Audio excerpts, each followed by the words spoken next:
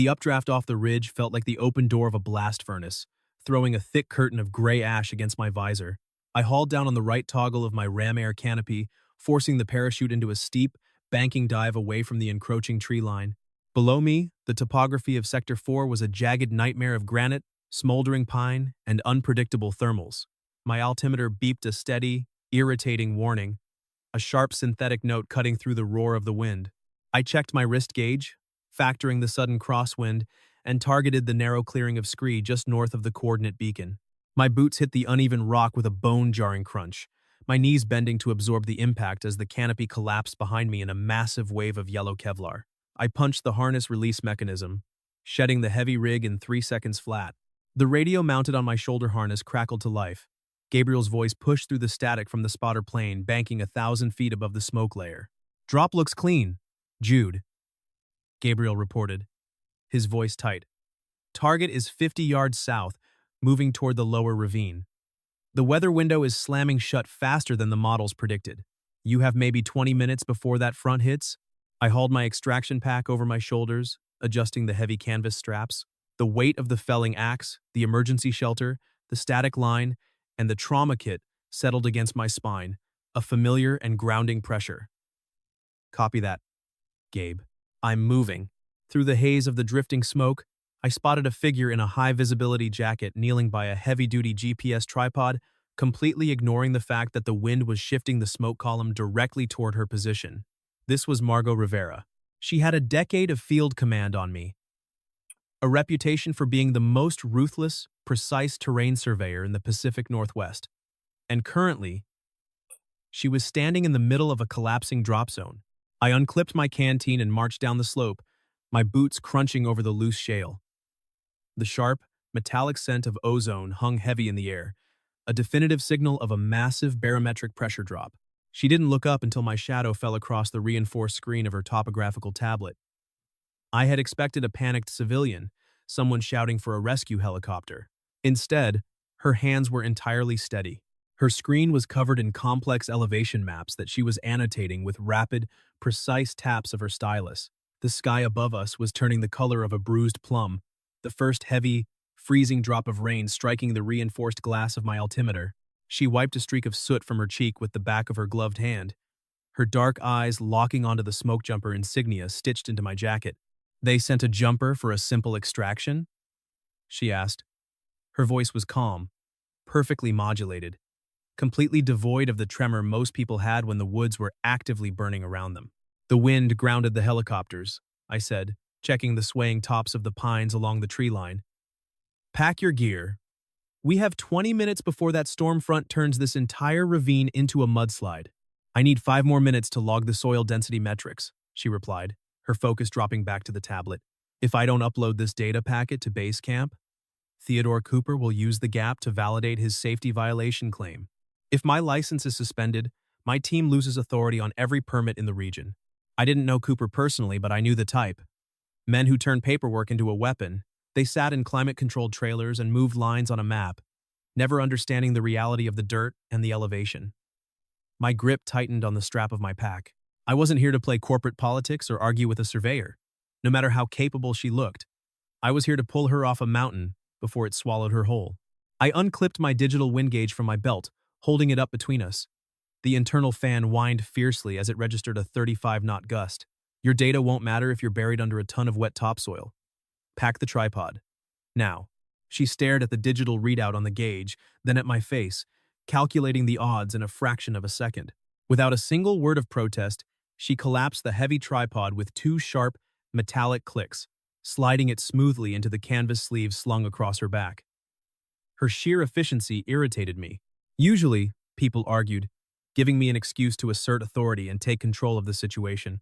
She just adapted instantly, stripping me of the high ground and falling into step.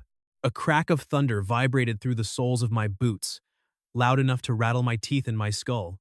"Which way, Jumper?" she asked, adjusting the straps of her heavy pack to balance the weight.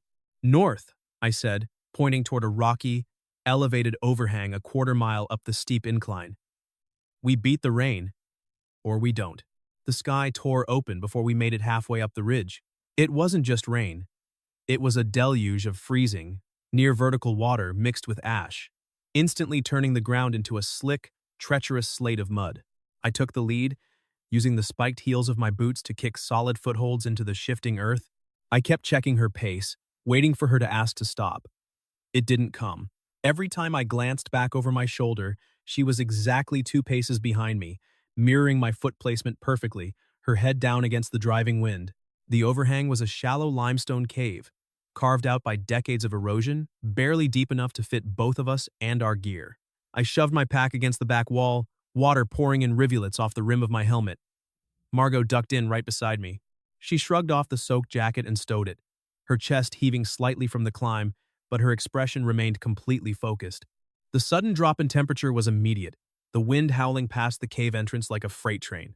I pulled a heavy tactical tarp from my kit. "Hold that corner," I instructed over the noise of the storm. She took the heavy reinforced canvas without hesitation. Working together, we pinned the tarp across the upper half of the overhang, using heavy, loose stones to secure the bottom grommets and break the violent wind shear. I unspooled a length of military-grade paracord, moving methodically to secure a secondary anchor line to a sturdy root system jutting from the rock. "You're fast," she noted, watching my hands tie a flawless taut-line hitch in the dim light. "It's my job to be fast," I replied, pulling my radio from its tactical holster. The screen was dead. The heavy plastic casing was cracked from a hard rock impact during my landing.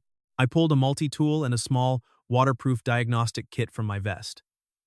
I needed to splice the internal antenna wire to the secondary battery node if we were going to let base camp know we were alive. "Cooper filed a formal safety violation against me yesterday," Margot said, her voice dropping a register, echoing slightly against the stone as the rain hammered the tarp outside. "He claimed I ignored topographical warnings to speed up the survey. He wants the commercial development pushed through, and I'm the only structural surveyor blocking the permit." I focused entirely on the tiny, stripped screws of the radio casing, laying them out carefully on a dry patch of stone. "And did you ignore the warnings?" "No. I plotted a safer route based on the new density metrics." She leaned back against the cold rock, crossing her arms. "But if I don't get this data back to base camp by tomorrow morning, my license goes under review. I read romance novels about men like you know, the stoic rescuer who drops from the sky to solve all the problems." My hand stopped turning the screwdriver. I looked up. Her expression was completely serious, but there was a sharp, analytical edge to it, testing me. I set the radio down, pulling a spare length of thin copper wire from my kit. "I'm better than any fiction," I said, my voice flat and completely measured. "Fiction gives you a magic helicopter. I give you a 15-mile hike through a flood zone. Hold this wire." She leaned forward, pressing her thumb against the copper filament, holding it perfectly steady against the internal contact plate. Her fingers were freezing. I could feel the chill radiating off her skin, but they didn't shake. I engaged the battery-powered soldering pen, sealing the connection in a quick, precise hiss of smoke. The radio screen flickered, a faint green glow illuminating the tight space between us. I tightened the casing back into place. It wasn't pretty, but it was functional. I keyed the mic, getting a harsh burst of static, followed by Gabriel's voice, faint and distorted by the atmospheric interference. I relayed our coordinates, confirmed we had secured a shelter in place, and outlined our intended route for the morning. I clicked the radio off to conserve the battery. The silence that followed was heavy, filled only by the relentless, deafening drumming of the storm outside. I dug into my side pouch and tossed her a foil-wrapped ration bar and a chemical heat pack. "Crack the pack to activate it. Eat the bar. It tastes like sawdust, but it's 400 calories." She caught them both smoothly. She cracked the heat pack, rolling the warming plastic between her palms, a small sigh of relief escaping her lips. "A gentleman and a chef," she deadpanned, a faint, dry smile touching the corners of her mouth. It was a small shift, but the tension in the tiny cave eased slightly. I unrolled a thermal emergency blanket, handing it to her. "We leave at first light. Get whatever rest you can." I didn't offer to wrap it around her. She was a professional. She didn't need to be treated like glass. I kept my hands firmly in my pockets, leaning back against the rough stone, watching the rain wash the thick layer of ash from the surrounding trees, calculating the miles we had to cover tomorrow. The morning broke gray, bitterly cold, and eerily quiet. The storm had passed. The lower ravine we needed to cross was now a roaring chute of brown water, snapped branches, and debris. I stood at the muddy edge, calculating the flow rate and the erosion of the banks. Margot stood right beside me, her tablet booted up, comparing the satellite imagery to the reality unfolding in front of us. The old logging road is a mile east, I said, pointing through the dense, dripping timber. We cross the upper ridge, hit the road, and follow it down to the secondary extraction point. Margot shook her head, her eyes fixed on her screen. The soil on the east ridge is 80% clay. After that volume of rain, it's a landslide waiting to happen. The structural integrity is gone. We need to go west, straight up the granite spine. It adds 3 miles to the hike. But the footing is stable bedrock. My jaw tightened. I was the survival expert.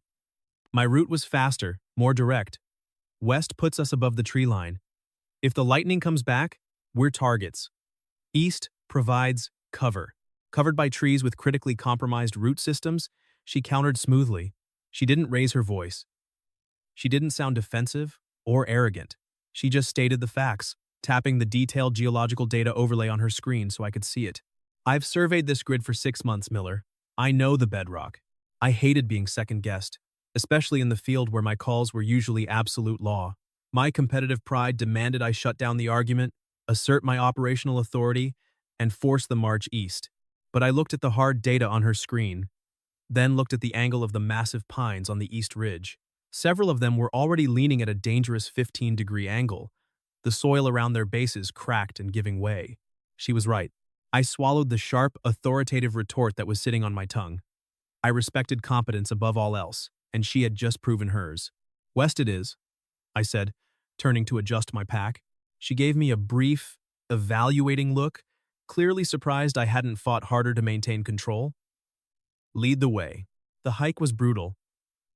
The incline was incredibly steep, the granite slick with leftover moisture and moss. I set a punishing, relentless pace, secretly wanting to see if she would break, wanting her to ask for a pause, just to prove I still had the physical edge in this environment. We hiked for 4 straight hours. Every time I navigated a difficult switchback or hauled myself up a steep ledge, she was right there. At the top of a particularly steep, exposed incline, I stopped to check the compass bearing. I heard her boot slip loudly on the wet rock behind me. I turned, instinctively reaching out. She caught herself on a sturdy, exposed pine root before I could even touch her. She was breathing hard, a fine sheen of sweat on her forehead despite the cold. But she didn't complain. I pulled my hand back, adjusting the heavy strap of my pack instead. "Drink," I ordered, tossing her my canteen. She caught it, unscrewing the cap and taking a long swallow. "Are you always this charming? Or is it just the altitude? I'm paid to keep you alive, not entertained," I replied, checking the topographical map. "We're an hour from the high relay station. We can rest and check the comms there." We reached the station just as the sun began to dip behind the jagged peaks, casting long, bruised shadows across the valley floor. It was a small, corrugated metal shack used by forestry crews, equipped with a heavy-duty solar radio array and emergency supplies. I unlocked the heavy padlock with my master key, pushing the door open. The air inside was stale, smelling of dust and old wood, but it was dry. Margot immediately went to the map table, unrolling her topographical charts. I checked the perimeter, securing the heavy storm shutters over the small windows. As I turned back, she was struggling with the chest strap of her heavy pack. The buckle had jammed with mud and grit from the climb.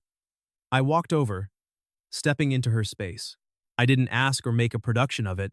I just reached out, my fingers brushing the heavy canvas near her collarbone, completely avoiding her skin. I depressed the metal clips, applying precise, angled pressure to clear the jam. The buckle snapped open cleanly. "Thanks," she murmured, rolling her shoulders as she stepped out of the heavy harness. "Check the radio," I said, stepping back immediately to put safe distance between us. She moved to the main console, flipping the primary power switch. The solar battery indicator glowed a solid green. She tuned the dial to the base camp emergency frequency. The channel was open, carrying a clear conversation between Gabriel and someone else. "Theodore Cooper." She abandoned the authorized survey coordinates. Cooper's voice came through the speaker. Slick, authoritative, and perfectly rehearsed. "The storm protocol dictates she should have sheltered at the primary beacon. By moving, she violated safety mandates. I've already forwarded the preliminary incident report to the board. Her license is suspended pending a full review tomorrow. Margot froze. Her hand hovered uselessly over the transmit button. The color drained entirely from her face. She's with a jumper. Cooper? Gabriel's voice argued over the line, sounding furious. Miller doesn't lose people. They are sheltering in place. Miller's job is to extract. Her job was to follow protocol. She failed. The development permit moves forward tomorrow at noon without her sign-off. Margot clicked the radio off. The silence in the metal shack was absolute, crushing. She braced her hands firmly on the edge of the console, her head bowed. I watched her shoulders tense, the immense, unfair weight of the bureaucratic trap settling over her. He fabricated the safety mandate, she said, her voice barely a whisper, thick with realization. He knew the primary beacon was in a flood zone. He wanted me to stay there so the data would be destroyed, or worse. And now he's using my survival against me. My grip tightened on the zipper pull of my jacket until the cold metal bit sharply into my palm. I didn't offer hollow comforts. I didn't tell her it would be fine. I walked over to the supply locker, pulled out a heavy green chemical light, and snapped it. A soft, eerie glow filled the room, casting long shadows. I set it on the table right next to her maps. What time does the board review the permit? I asked, my voice completely level. She looked up, her eyes wide and dark in the green light. Tomorrow. Noon. Then we get to base camp by 11, I said, unrolling my sleeping bag on the floor near the door. Get some sleep. We have 10 miles of bad road tomorrow. I lay awake for hours, listening to the steady, even rhythm of her breathing from the cot across the room.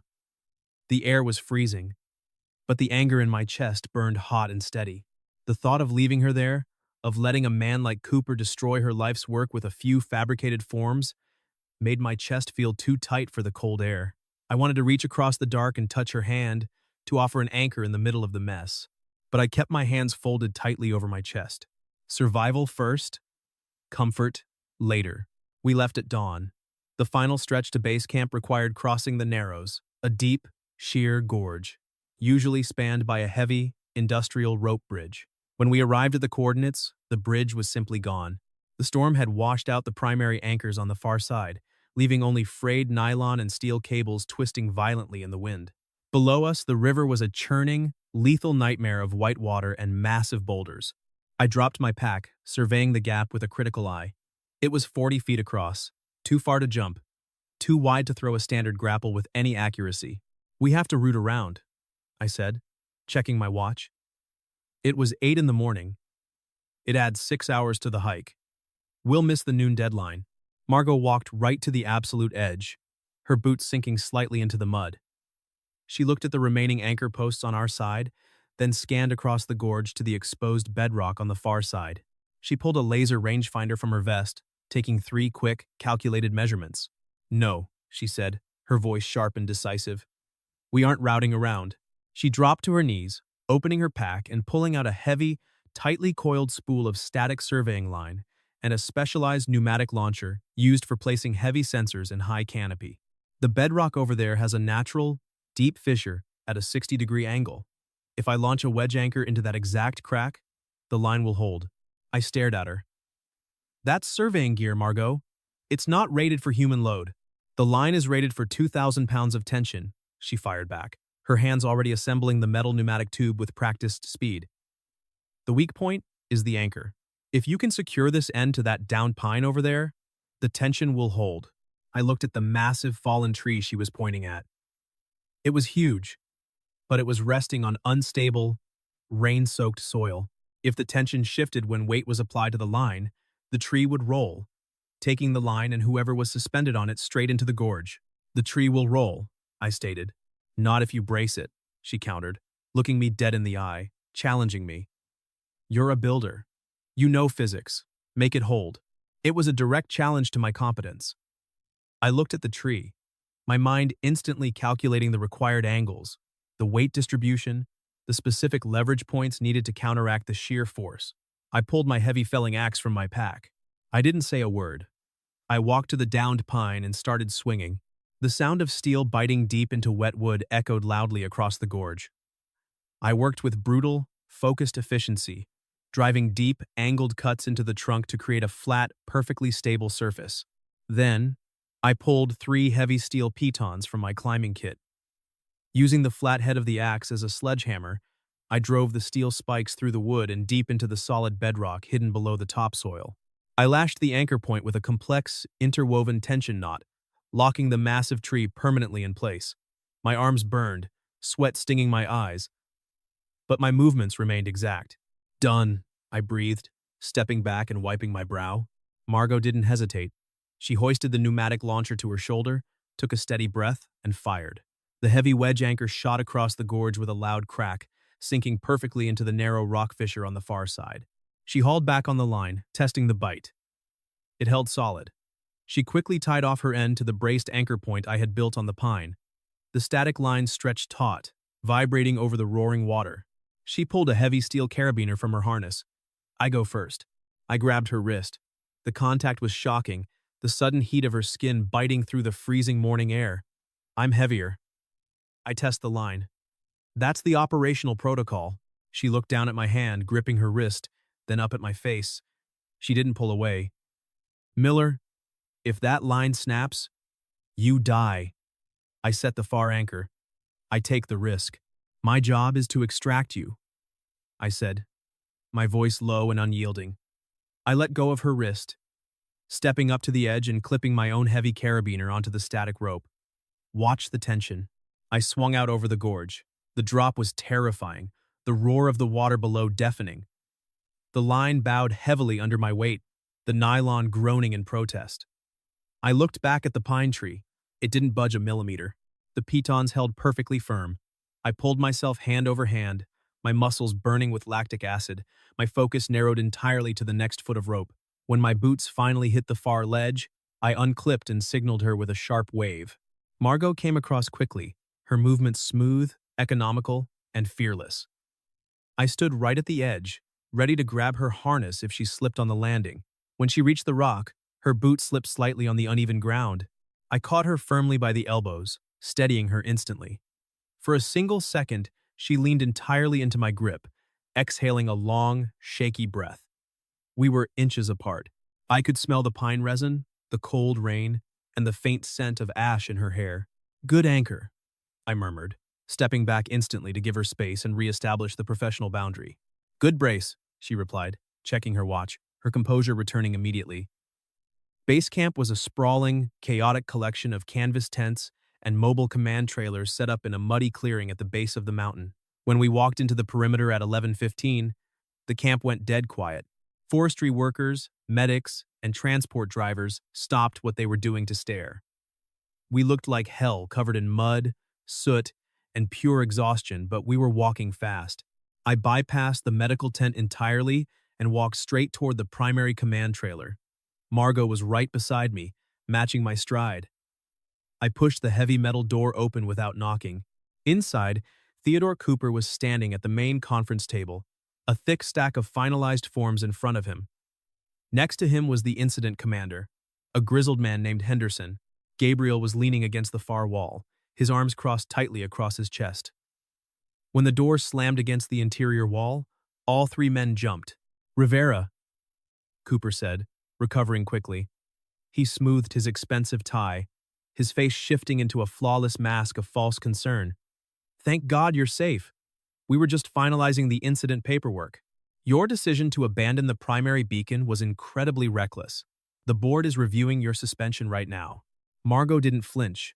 She stepped forward, pulling her topographical tablet from her vest. She dropped it on the table with a heavy thud. The primary beacon was in a flood zone. Cooper, a zone you explicitly approved last month. That's a ridiculous accusation, Cooper scoffed, looking at Henderson for support. She's trying to cover for her panic in the field.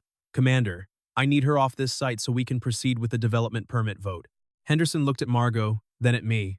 Miller, you were the extraction point. What the hell happened out there? I didn't yell. I didn't engage in the theatrical drama Cooper wanted. I walked to the table, unclipped my GPS module from my harness, and set it right next to Margot's tablet. I pulled a data cable from my vest and plugged it directly into the command center's main monitor.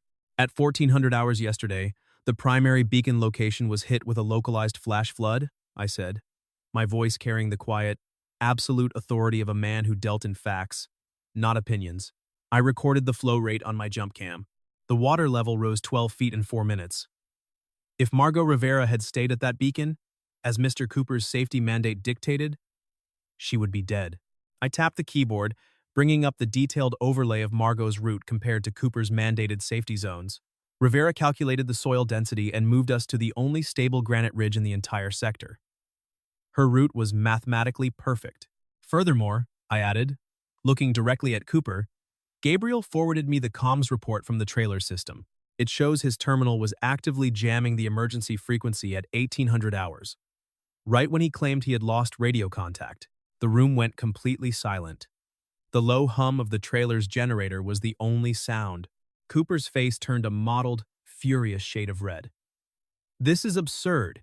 He's a Smokejumper, not a systems auditor. You can't trust.